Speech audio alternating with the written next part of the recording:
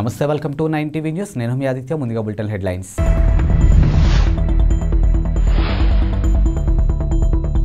లలిత్ పార్లమెంట్లో అరాచకం సృష్టించాలనుకున్నాడు కోర్టుకు తెలిపిన పోలీసులు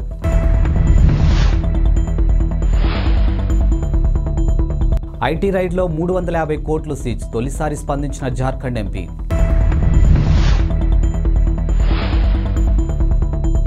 పోలీసులు ఆశ్రయించిన నటి ప్రాణహాని ఉందంటూ ఫిర్యాదు పార్లమెంటు భద్రతా ఉల్లంఘన ఘటనలో దర్యాప్తు వివరాలు ఢిల్లీ పోలీసులు పాటియాలా హౌస్ కోర్టుకు సమర్పించారు. తమ డిమాండ్లు నెరవేర్చుకునేందుకు ప్రధాన సూత్రధారి లలిత్ సహా నిందితులను ప్రభుత్వంపై ఒత్తిడి తేవాలనుకున్నారని లోక్సభలో అరాచకం సృష్టించాలని భావించారని ఢిల్లీ పోలీసులు కోర్టుకు తెలిపారు. ఈ మేరకు రిపోర్టును శుక్రవారం సమర్పించారు. ఇక పార్లమెంటు భద్రతా ఉల్లంఘనకు ప్లాన్ చేసేందుకు ఈ కేసులో ఇతర నిందితులు తాను చాలాసార్లు కలిశామని అంగీకరించినట్లు రిపోర్టులోనూ పేర్కొన్నారు. బీహార్కు చెందినటువంటి లలిత్ ప్రస్తుతం కోల్కతాలో ఉపాధ్యాయుడిగా పనిచేస్తున్నాడని ప్రస్తావించారు. కాగా కోర్టు అనుమతి తీసుకుని పార్లమెంటు భద్రతా ఉల్లంఘన ఘటన సీన్ రిక్వెస్ట్ స్ట్రక్చర్ చేయాలని పోలీసులు భావిస్తూ ఉన్నారు. ఈ మేరకు కోర్టు అనుమతి తీసుకున్నట్లు ఓ అధికారి చెప్పారు. ఇప్పటికే లలిత్ను 7 రోజుల పాటు పోలీసుల కస్టడీ కోర్టు అనుమతించింది. ఇక దీంతో మరిన్ని వివరాలు రాబట్టాలని భావిస్తూ ఉన్నారు. శత్రు దేశాలు లేదా ఉగ్రవాద సంస్థలతో ఏమైనా సంబంధాలు ఉన్నాయా అనే కోణంలో లలిత్ను పోలీసులు విచారిస్తూ ఉన్నారు. ఘటన అనంతరం ఏ విధంగా పారిపోయాడో తెలుసుకునేందుకు అతన్ని రాజస్థాన్ తీసుకెళ్తున్నట్టు ఓ అధికారి చెప్పారు. ఇక లలిత్ తన ఫోన్ను విసిరి పారేశాడని ఇతర నిందితుల ఫోన్లు కాల్చివేశాడని పేర్కొన్నారు. ఇదిలా ఉండగా పార్లమెంటు భద్రతా ఉల్లంఘన ఘటనలో ఇప్పటి వరకు 5 వ్యక్తులను పోలీసులు అరెస్ట్ చేశారు. ఇక సాగర్ శర్మ, మనోరంజన్లు లోక్సభ ఛాంబర్ లోపల అరెస్టు నీలం దేవి షిండేలను పార్లమెంటు భవనం వెలుపల అదుపులోకి తీసుకున్న విషయం తెలిసిందే.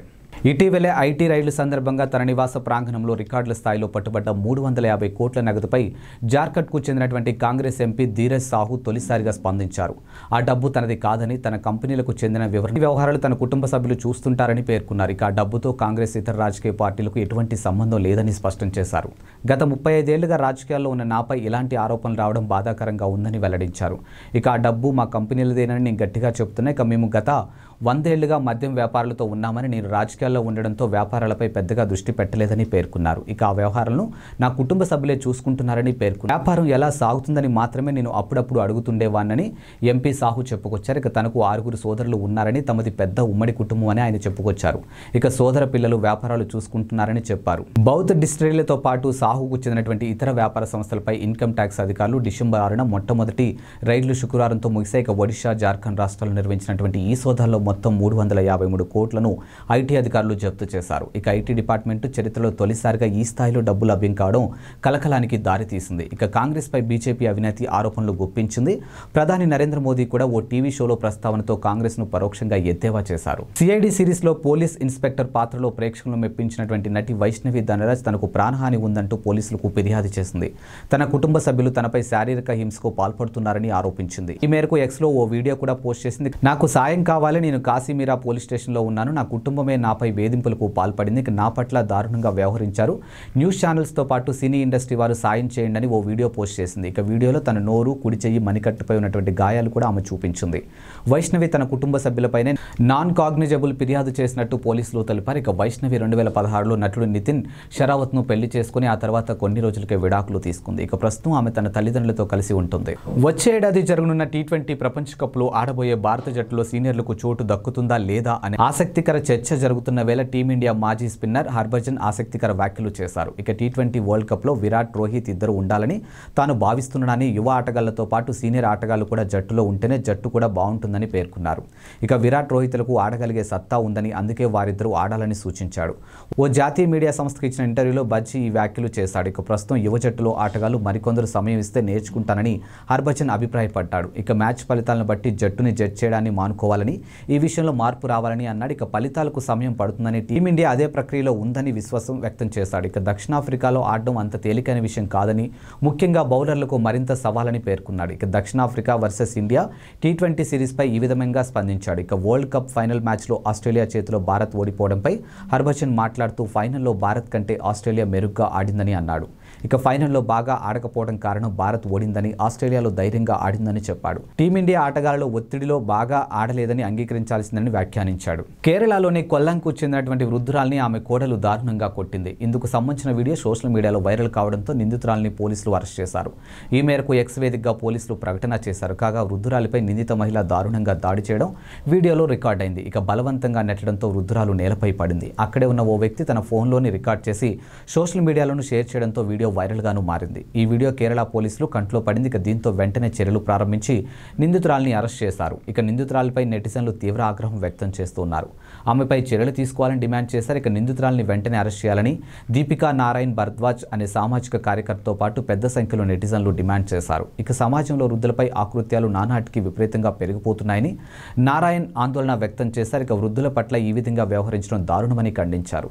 నిందిత మహిళలు వెంటనే అదుపులోకి తీసుకోవాలని డిమాండ్. వృద్ధురాల్ని తిట్టేందుకు చిన్నారికి కూడా ఆమె శిక్షణ ఇస్తుండడం నిజంగా కలవరపెట్టే విషయమని అన్నారు. కాగా వీడియో పోలీసులకు చేరే వరకు నెటిజన్లు విస్తృతంగా షేర్ చేశారు. దీంతో పోలీసుల చర్యలకు వృద్ధురాల్ని కొడుతున్నదాన్ని పిల్లలు నిలబడి చూస్తున్నట్లు వీడియోలోనూ కనిపించింది.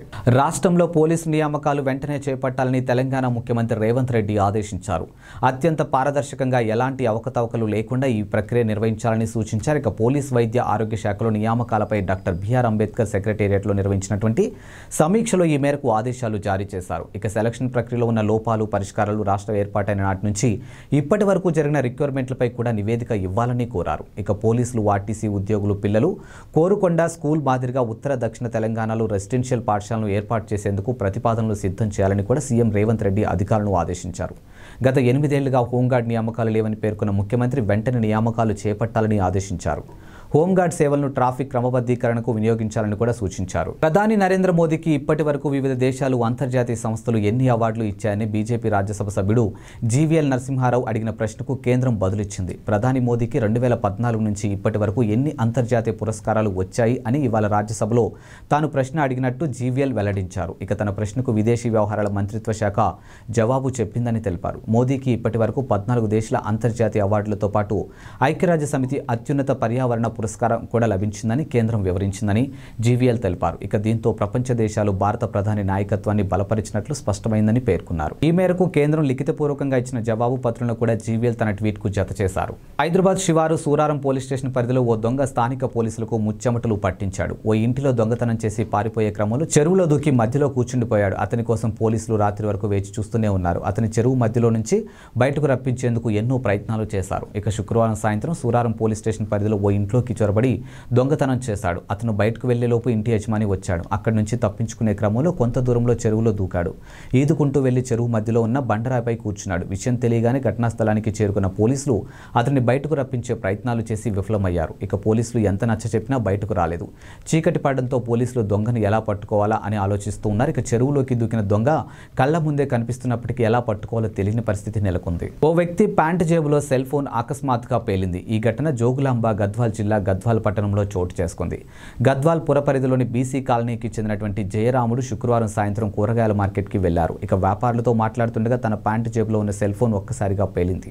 వెంటనే అతడు అప్రమత్తం కావడంతో ఎలాంటి గాయమూ కాలేదు. సెల్ ఫోన్ భాగాలు చెల్లాచెదురుగా పడిపోవడం, ప్యాంటు జేబు సగం వరకు కాలిపోయింది. ఇక దీంతో బాధితుడు స్థానిక ఆందోళనకు గురయ్యారు. మాజీ సీఎం కేసీఆర్ భద్రతను కుదిస్తూ ప్రభుత్వం నిర్ణయం తీసుకుంది. ఇక జెడ్ కేటగిరీ నుంచి ఆయన భద్రతను Y+ కు తగ్గించారు. ఇక నుంచి 1+4 చొప్పున 2 షిఫ్టులలో కలిపి 2+8 మంది కేసీఆర్ భద్రతా సిబ్బందిగా ఉండనున్నారు.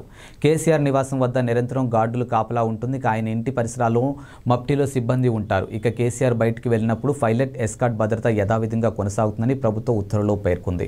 చట్టసభల ప్రతినిధులు మాచీలుగా మారిన అనంతరం భద్రతను కుదించే ప్రక్రియలో భాగంగా ఈ నిర్ణయం తీసుకున్నట్లు సమాచారం. ఇక సాధారణంగా ముఖ్యమంత్రిగా ఎన్నికైన వారికి జెడ్ కేటగిరీ భద్రతను కల్పిస్తారు. ఇక జెడ్ కేటగిరీలో 6 గన్మెన్లు ఇంటి వద్ద కాపలాకు మరో 2 పెడతారు. ఇలా 2 షిఫ్ట్లలో 4+12 భద్రత ఉంటారు. తాజా మాజీ ముఖ్యమంత్రికి Y+ కు తగ్గిస్తారు. ఈ సమయంలో వీరిద్దరి కంటే ముందు ముఖ్యమంత్రిగా చేసిన వారి భద్రత Y కేటగిరీకి తగ్గుతుంది. అందులో భాగంగా కేసీఆర్ కంటే ముందు ముఖ్యమంత్రిగా ఉన్న నల్లారి కిరణ్ కుమార్ రెడ్డికి ఇప్పటి వరకు ఉన్నటువంటి Y+ భద్రతను Y కేటగిరీకి కుదించారు. కేటగిరీ కింద ఉన్న ఒక గన్మెన్ స్టాటిక్ సెక్యూరిటీ కోసం ఒకరు, మావోయిస్టులతో ముప్పు పొంచి ఉండడం లాంటి ప్రత్యేక సందర్భాల్లో భద్రతను యథావిధిగా కొనసాగించే అవకాశం ఉంది. జనసేన పార్టీ నేత కొనితెల నాగబాబు వివాదంలోనూ చిక్కుకున్నారు. ఇక తెలంగాణలో ఓటు ఉన్న ఆయన ఏపీలో కూడా ఓటు ఓటు కోసం దరఖాస్తు చేసుకున్నారంటూ వైఎస్ఆర్సీపీ ఆరోపిస్తుంది. అలాగే సోషల్ మీడియాలో కూడా చర్చాంశమైంది. ఇటీవలే జరిగిన తెలంగాణ అసెంబ్లీ ఎన్నికల్లో నాగబాబు ఆయన భార్య కుమారుడు ఓటు హక్కు వినియోగించుకున్నారన్నది వైఎస్ఆర్సీపీ ఆరోపణ. ఇప్పుడు కొత్త ఓటు కోసం ఏపీలోనూ దరఖాస్తు చేసుకున్నారని చెబుతున్నారు. ఖైరతాబాద్ నియోజకవర్గంలోని పోలింగ్ బూత్ 168లో కొనిదెల నాగబాబు, కొనిదెల పద్మజ, కొనిదెల సాయి వరుణ్ తేజ్ ఓటు వేశారని చెబుతుంది వైఎస్ఆర్సీపీ. ఇక తాజాగా ఏపీలోని మంగళగిరి నియోజకవర్గం వడ్డేశ్వరంలో కొత్త ఓటు కోసం ఫారం 6తో దరఖాస్తు చేసుకున్నారని కొన్ని ఆధారాలను సోషల్ మీడియాలో పోస్ట్ చేస్తూ ఉన్నారు. నాగేంద్రబాబు తెలంగాణ ఎన్నికల్లో నాగేంద్రరావుగా ఓటు వేయగా ఇక్కడ నాగేంద్రబాబుగా కొత్త ఓటు కోసం దరఖాస్తు చేసుకున్నారని ఆరోపిస్తున్నారు. టీడీపీ అధినేత చంద్రబాబు కీలక నిర్ణయం తీసుకున్నారు. ఎన్నికలు దగ్గర రావడంతో ప్రభుత్వ వైఫల్యాలను మరింత బలంగా ప్రజల్లోకి తీసుకెళ్లేందుకు, వాటిపై పోరాడేందుకు, అదే సమయంలో వివిధ అంశాలపై టీడీపీ వైఖరిని ప్రజలకు వివరించేందుకు పార్టీ ముఖ్య నేతలతో ప్రత్యేక బాధ్యతలు అప్పగించారు. అత్యంత కీలకమైన 18 అంశాలను ఎంపిక చేసి వాటి పర్యవేక్షణ బాధ్యతను సీనియర్ నేతలకు అప్పగించారు. చంద్రబాబు వారితో సమావేశం వచ్చే ఎన్నికల్లో అంశాల వారీగా పార్టీ అనుసరించాల్సినటువంటి వ్యూహం, ఇప్పటివరకు ప్రకటించిన మినీ మేనిఫెస్టో మరింత ప్రభావవంతంగా ప్రజల్లోకి తీసుకెళ్లడంపై చర్చించారు. ఈ నెల 17న జరగనున్న యువగలం పాదయాత్ర ముగింపు సభ ఏర్పాట్లు వంటి వాటిపై ఆయన నేతలతోనూ చర్చించారు. వెనుకబడిన వర్గాలు సమన్వయ బాధ్యతతో పితాని సత్యనారాయణ, కొల్లు రవీంద్రలకు అప్పగించారు. ఇక నిమ్మల రామానాయుడికి భవిష్యత్తుకు గ్యారంటీ కార్యక్రమం, పయ్యావుల కేశవ్కు సోషల్ మీడియాను అప్పగించారు. ఇక సాగునీటి ప్రాజెక్టుల బాధ్యత బీసీ జనార్దన్ రెడ్డికి అప్పగించారు. యువ ఓటర్లను ఆకర్షించడం, వారు ఓటు వేసేలా స్ఫూర్తి నింపే కార్యక్రమాలు పర్యవేక్షణ రామ్మోహన్ నాయుడికి కేటాయించారు. ఇక ఓటరు జాబితాల పరిశీలన, అధికార పార్టీ చేస్తున్న అక్రమాలపై పోరాటం అంశాలను జీవీ ఆంచోగులు, పోస్టల్ బ్యాలెట్ వంటి అంశాలని అశోక్ బాబుకు ఇచ్చారు. ప్రభుత్వం మారిన తర్వాత కొన్ని శాఖల్లో ఫైళ్ల గల్లంతు లేదా ధ్వంసం ఘటనలు చోటు చేసుకునే విషయం తెలిసిందే. ఇక ఫైళ్ల గల్లంతు, ధ్వంసం ఆరోపణలకు రాష్ట్ర ప్రభుత్వం తీవ్రంగా పరిగణించింది. ఫైళ్ల నిర్వహణపై ముఖ్య కార్యదర్శులు, శాఖాధిపతులు వివిధ విధానాలు జారీ చేసింది. ఇక శాఖల వారీగా ఫైళ్ల వివరాలు నమోదు చేయాలని ప్రభుత్వ ప్రధాన కార్యదర్శి శాంతికుమారి ఆదేశాలు జారీ చేశారు. ఫైళ్లు మాయమైతే సంబంధిత అధికారులపై క్రిమినల్ శాఖాపరమైన చర్యలకు ఆదేశాలు జారీ చేశారు. ఫైళ్ల నిర్వహణపై ఈ నెల 18వ తేదీలోపు నివేదిక ఇవ్వాలని సీఎస్ ఆదేశాలు జారీ చేశారు. వైసీపీ ఎమ్మెల్యే, మాజీ మంత్రి పేర్నాని జనసేనాని పవన్ కళ్యాణ్పై తీవ్ర స్థాయిలోనూ ధ్వజమెత్తారు. కళ్యాణ్కు రాష్ట్ర ప్రజలపై ప్రేమ లేదని, చంద్రబాబు మనుగడ కోసమే పవన్ కళ్యాణ్ పనిచేస్తున్నాడని అన్నారు. ఇక పవన్ తన పార్టీని చంద్రబాబుకు లాంగ్ లీజ్కు ఇచ్చేశాడని వ్యంగ్యంగా ప్రదర్శించారు. ఇక తాను 4 ఏళ్ల కిందటే చెప్పానని, పవన్ కళ్యాణ్ స్థాపించింది రాజకీయ పార్టీ కాదని, ఒక టెంట్ హౌస్ పార్టీ అని విమర్శించారు. ఇక మన్నెలలో పండుగలు, పబ్బాలు, వేడుకలు చేసుకునేందుకు షామియానాలు, కుర్చీలు అద్దెకు తెచ్చుకుంటామని, అలాగే పవన్ కళ్యాణ్ కూడా తన పార్టీని అద్దెకి ఇస్తున్నాడని ఎద్దేవా చేశారు. పవన్ కళ్యాణ్, ఆయన కుటుంబ సభ్యులు తెలంగాణలోనే ఓటేస్తారని, రాజకీయాల్లో మాత్రం ఏపీలో చేస్తుంటారని పేర్నాని వ్యాఖ్యానించారు. కానీ తాను జగన్ మాత్రం చనిపోయిన ఏపీలోనే తమ శవాలను పూడ్చిన ఏపీలోనే పేర్నాని భావోద్వేగంతో పేర్కొన్నారు. కరీంనగర్లో ఈ తెల్లవారుజామున జరిగిన ఘోర రోడ్డు ప్రమాదంలో 2 మృతి చెందగా మరొకరి పరిస్థితి విషమంగా ఉంది. ఇక కరీంనగర్ వైపు నుంచి వెళ్తున్నటువంటి కారును శంకరపట్నం మండలం తాడికల్ వద్ద ఎదురుగా వచ్చిన లారీ బలంగా ఢీకొట్టింది. ఈ ఘటనలో కారులో ఉన్న 2 అక్కడికక్కడే మృతి చెందారు. మరొకరు తీవ్రంగానూ గాయపడ్డారు. మృతులు జయశంకర్, భూపాలపల్లి జిల్లా టేకుమట్ల మండలం పెద్దంపల్లికి చెందినటువంటి ఆకాష్, ఇక వేంపేడ్కు చెందినటువంటి శ్రావణ్గా గుర్తించారు. గాయపడిన వ్యక్తి వివరాలు తెలియాల్సి ఉంది. అతన్ని కరీంనగర్ ఆసుపత్రికి తరలించారు. ఇక సమాచారం అందుకున్న పోలీసులు వెంటనే ఘటనా స్థలానికి చేరుకుని వాహనాలను పక్కకు తీసి ట్రాఫిక్ను పునరుద్ధరించారు. ఇక కేసు నమోదు చేసుకుని దర్యాప్తు చేస్తున్నారు పోలీసులు. ఇవి ఇవాల్టి బులెటిన్ అప్డేట్స్. మరో బులెటిన్తో మళ్ళీ కలుద్దాం. అంతవరకు సెలవు. నమస్కారం.